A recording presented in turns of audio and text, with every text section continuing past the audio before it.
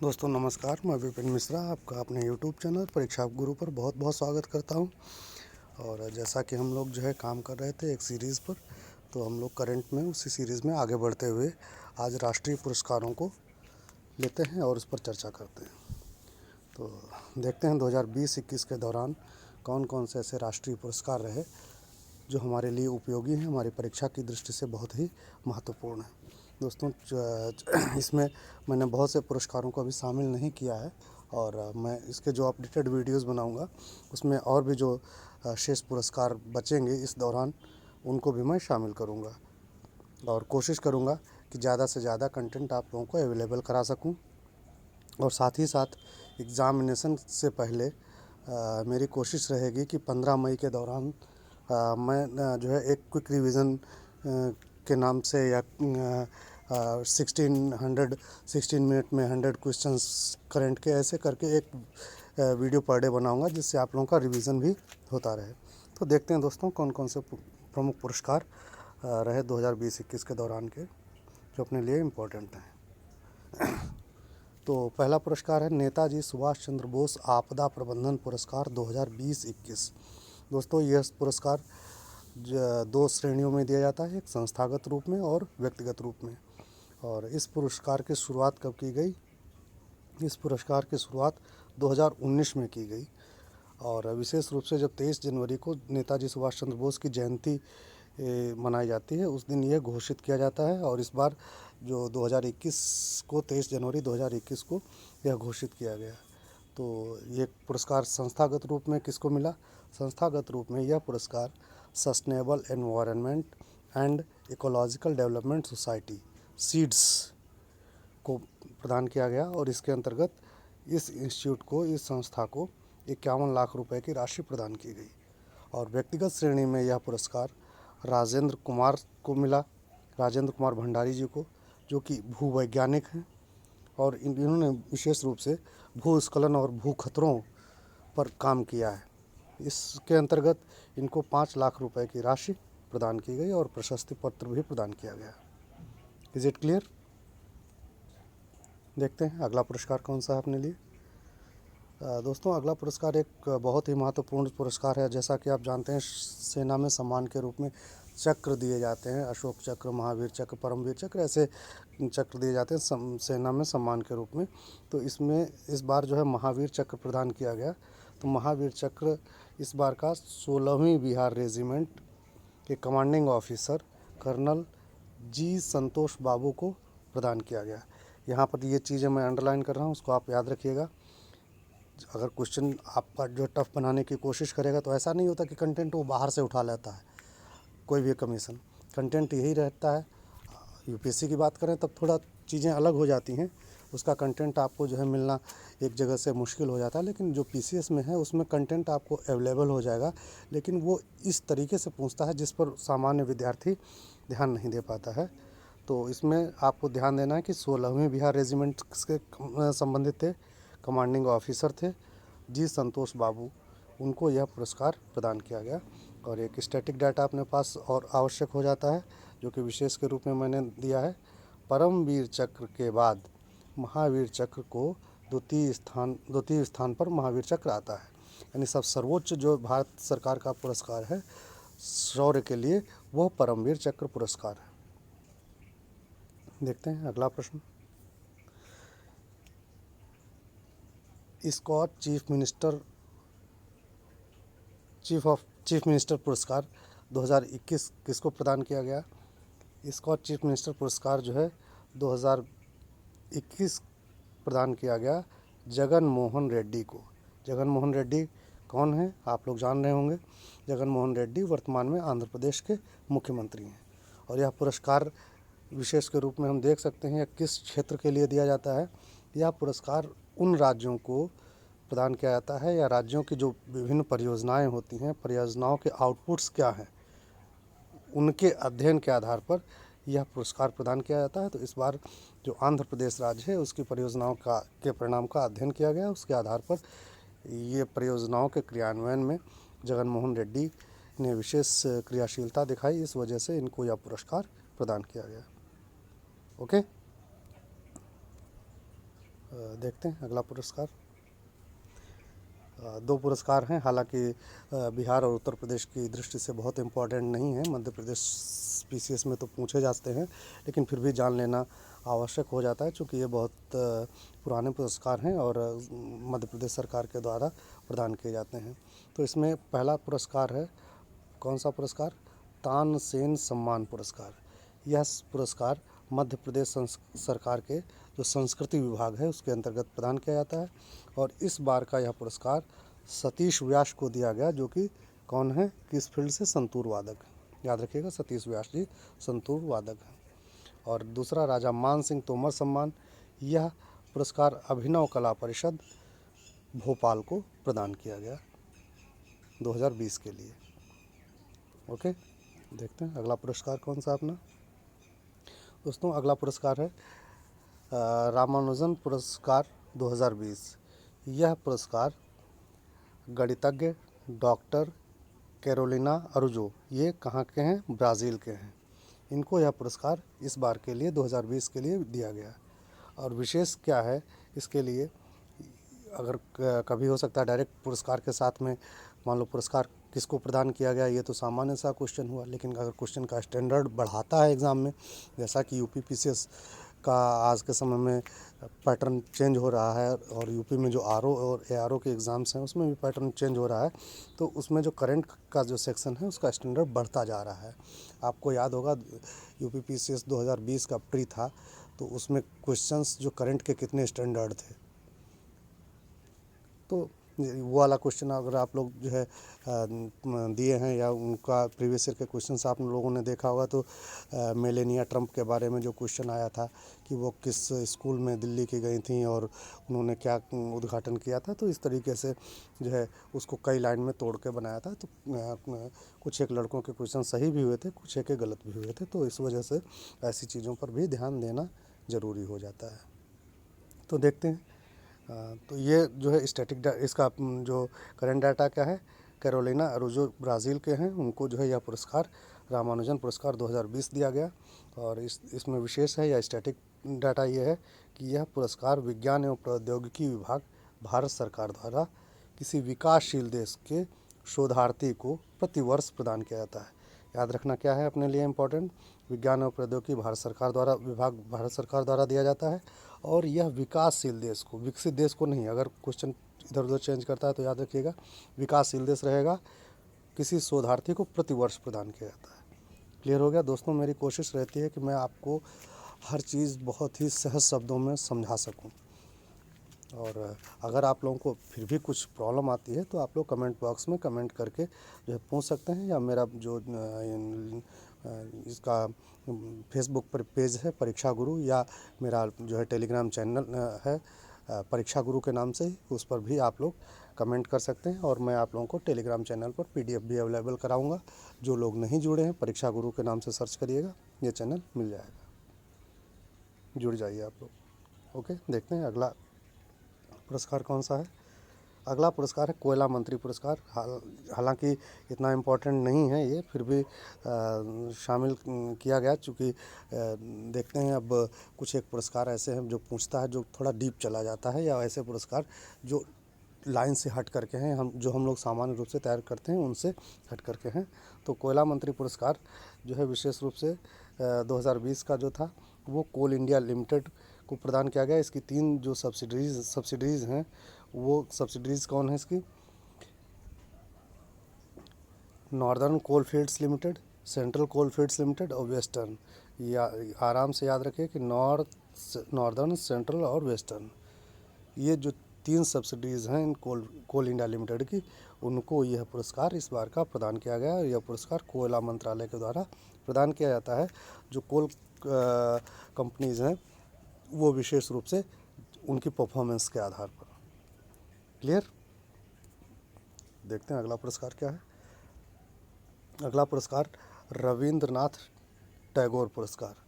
यह पुरस्कार जो है इस बार 2020 का रविंद्रनाथ टैगोर पुरस्कार राजकमल झा जी को प्रदान किया गया। तो ये तो सामान्य सा प्रश्न हो गया, या सामान्य वन लाइनर जिसको बोल सकते हैं कि किसको प्रदान किया गया, राजकमल झा को। लेकिन इसमें जब क्वेश्चन आपको और तोड़ेगा और डीप करने की कोशिश करेगा, तो उस कंडीशन में आप इन चीज़ों को भी ध्यान रखिए, जो विशेष के अंतर्गत मैंने इसमें शामिल की हैं।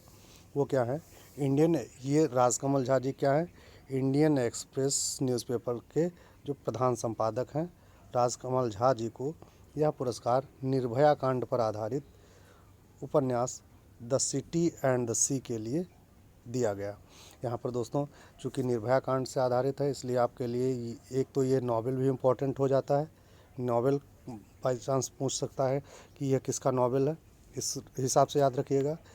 और दूसरा, इसको जो है कई सेक्शन में तोड़ करके statement first, statement second, statement third ऐसे पूछ सकता है, तो इन चीज़ों को आप याद रखिएगा। और सबसे जो अच्छी चीज़ है या रोचक चीज़ है इसके बारे में, वो ये है कि इस पुरस्कार की स्थापना अमेरिकी एक प्रशासक हैं पीटर बुंडालो द्वारा की गई।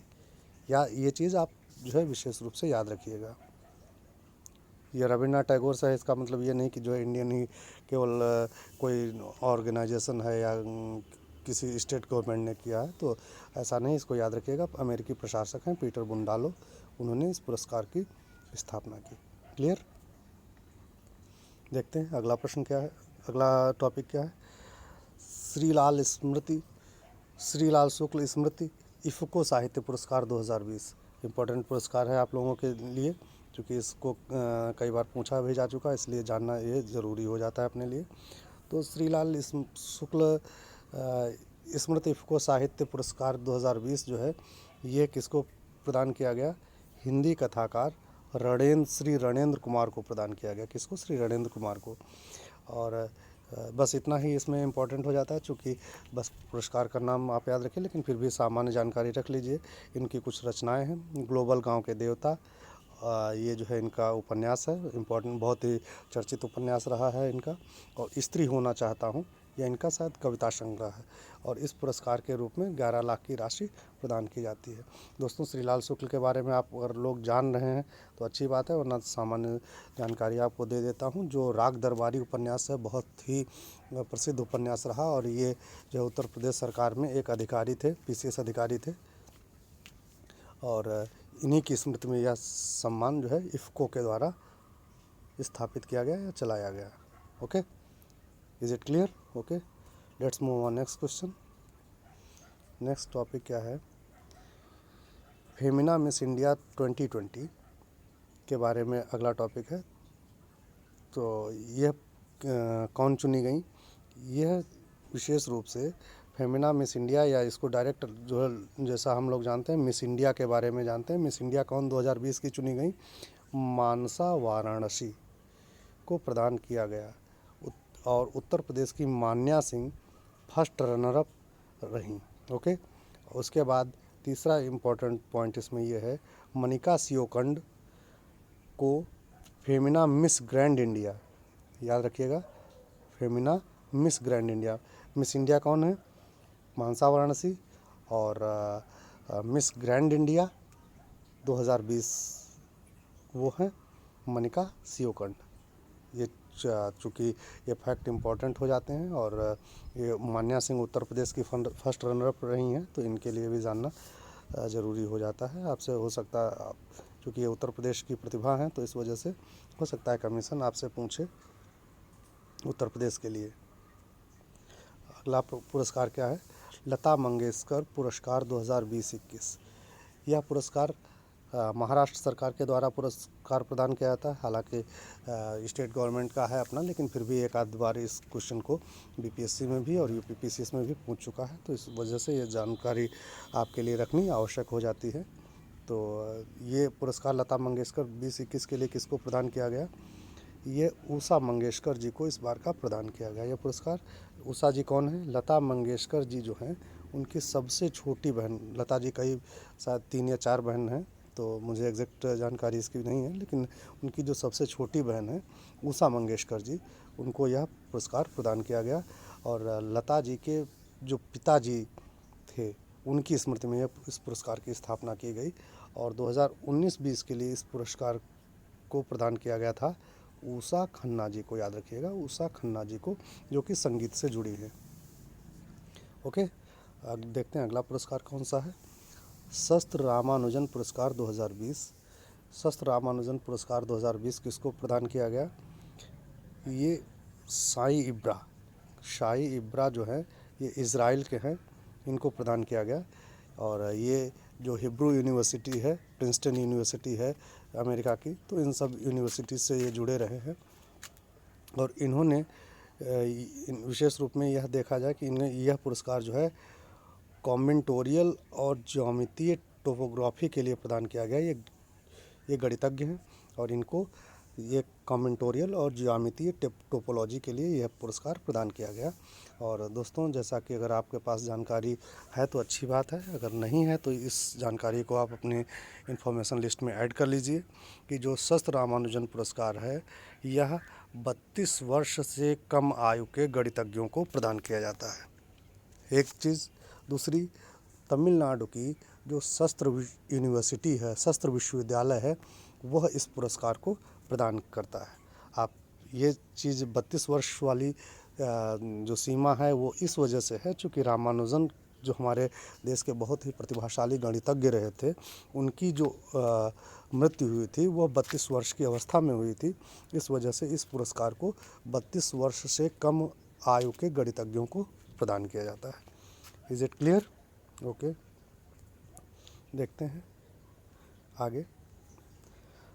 अपना अंतिम पुरस्कार है इंदिरा गांधी शांति निरस्त्रीकरण और विकास पुरस्कार 2019। आप लोगों को अगर कोई भी सहूलियत हुआ करे तो आप लोग जो है कमेंट बॉक्स में कमेंट करके मुझे बता देंगे, जिससे मैं उन चीज़ों पर ध्यान दे करके आपको और इजी वे में समझा सकूंगा या कंटेंट अवेलेबल करा सकूंगा। तो देखते हैं, एक मिनट। ओके, तो इंदिरा गांधी शांति निरस्त्रीकरण और विकास पुरस्कार 2019 इस बार डेविड एटनबरो को प्रदान किया गया। डेविड एटनबरो क्या है? ये विशेष रूप से इनके बारे में विशेष जानकारी ये है कि एटनबरो जो है प्रकृतिवादी हैं और ब्रिटिश ब्रॉडकास्टर हैं। प्रकृतिवादी आप लोग जान रहे होंगे, जो ऐसे नेचुरोपैथी जो होती है मेडिसिन, वो क्या प्राकृतिक चिकित्सा जिसको बोलते हैं, तो ये इनका मानना विशेष रूप से ये प्रकृतिवादी हैं और यानी जो नेचुरल चीज़ें हैं उन पर जो है ज़्यादा जो है इन्होंने काम किया है। ठीक है। और 2019 के लिए, एक मिनट, ये सॉरी यहाँ पर थोड़ा मिसप्रिंट हो गया है। 2020 के लिए ये पुरस्कार है, इसको आप लोग करेक्ट कर लीजिएगा। 2020 के लिए, ओके, 2020। और 2019 के लिए पिछले वर्ष यह पुरस्कार विज्ञान और पर्यावरण केंद्र दिल्ली का जो एक थिंक टैंक है उसको प्रदान किया गया। इसको 2020 आप लोग कर लीजिएगा, थोड़ा मिसप्रिंट हो गया। ठीक है, इज़ इट क्लियर?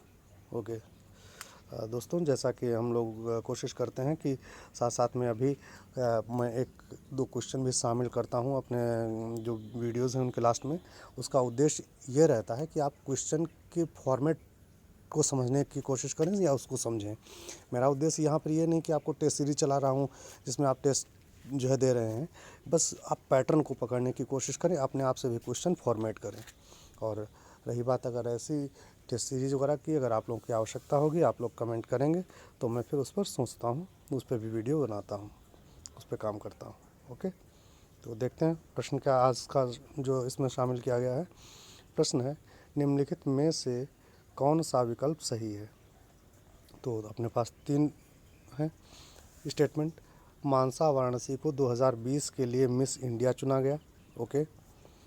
दूसरा स्टेटमेंट है, मानसा वाराणसी उत्तर प्रदेश की मूल निवासी हैं। ओके। तीसरा है, उत्तर प्रदेश की मान्या सिंह फर्स्ट रनरअप रहीं। तो ये जो है 3 कथन है अपने पास, तो इसमें देखते हैं विकल्प 4 हैं, इनमें से कौन सा विकल्प सही है। इसमें केवल एक सही है। क्या केवल एक सही है? 1 और 2 सही है। क्या बी सही है? 1 और 3 सही है। क्या सी सही है? या डी में उपर्युक्त सभी सही हैं। तो दोस्तों इस क्वेश्चन को मैंने इसलिए शामिल किया क्योंकि हो सकता है आयोग कन्फ्यूज़न क्रिएट करने के लिए मानसा वाराणसी को जो यहाँ पर क्वेश्चन में डाल दे, या उत्तर प्रदेश की मान्या सिंह फर्स्ट रनर पर रही हैं तो इनको भी क्वेश्चन में डाल सकता है। इस वजह से मैंने इसको शामिल किया। आप लोग भी कोशिश करिए कि ऐसी जो चीज़ें जो इम्पोर्टेंट लगें आपको लॉजिकली और स्टेट के अकॉर्डिंग, तो उस हिसाब से आप इनको समझने की कोशिश करिएगा। तो देखते हैं इसका सही आंसर क्या होगा। केवल एक सही है, तो एक तो सही है बिल्कुल, लेकिन केवल एक नहीं सही है। दूसरा देखते हैं, मानसा वाराणसी उत्तर प्रदेश की मूल निवासी हैं। दोस्तों वाराणसी से उत्तर प्रदेश का आप लोग संबंध नहीं रखिएगा। मानसा वाराणसी इनका पूरा नाम है। ये वाराणसी से संबंधित नहीं है। ये मूल रूप से हैदराबाद के रहने वाले हैं, जो कि तेलंगाना राज्य में पड़ता है, और इन्होंने जो है इंजीनियरिंग में अपना स्नातक कंप्लीट किया है। और तीसरा स्टेटमेंट है उत्तर प्रदेश की मान्या सिंह फर्स्ट रनर पर रहीं, तो it means this is wrong and first is right and third is right. It means what will be the final answer? Final answer will be C. It means 1 और 3 सही है, 2 गलत है, यानी आंसर क्या होगा अपना C। तो ऐसे फॉर्मेट पर आप लोग काम करिएगा। तो दोस्तों इस वीडियो में आज इतना ही। हम लोग मिलते हैं अगले वीडियो के साथ में। और दोस्तों आप लोगों ने, जिन लोगों ने जो चैनल को सब्सक्राइब नहीं किया है वो लोग सब्सक्राइब कर लें। और अब साथ साथ अगर आप लोगों को लगता है कि ये कंटेंट, ये वीडियोस आपके लिए अच्छे हैं, आपके लिए उपयोगी हैं, तो अपने दोस्तों के बीच भी शेयर करिए, जिससे मुझे उत्साह मिलेगा नए वीडियोस बनाने में और कंटेंट को और भी ज़्यादा जो है इम्प्रूव करने में या अपडेटेड करने में। तो दोस्तों जुड़े रहिए विपिन मिश्रा के साथ। धन्यवाद।